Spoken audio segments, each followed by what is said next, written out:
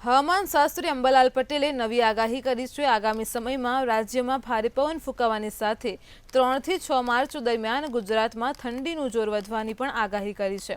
રાજ્યમાં રાત્રે ઠંડીનો ચમકારો વધવાની સાથે કચ્છ વિસ્તારનું તાપમાન 10 ડિગ્રી સેલ્સિયસ રહેવાની શક્યતા રહેલી છે અને તેમજ રાજ્યમાં 1 થી 3 માર્ચના રોજ કમોસમી વરસાદ પડવાની પણ શક્યતા રહેલી છે।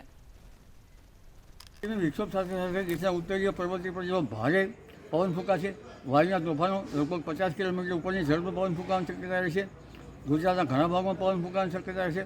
પશ્ચિમી વિક્ષોભના અસરના કારણે ગુજરાતમાં તારીખ 3 થી 6 ઠંડી આવવાની શક્યતા રહેશે, જેમાં રાત્રિના ભાગોમાં ઉત્તર ગુજરાતના ભાગોમાં, બનાસકાંઠાના ભાગોમાં, અંબાજીના ભાગોમાં તેમજ રાધનપુર, સાંતરપુર, તખતગઢ, ઇસ્માઇલગઢ વગેરે ભાગોમાં ઠંડીની અસરો વિશેષ રહેશે।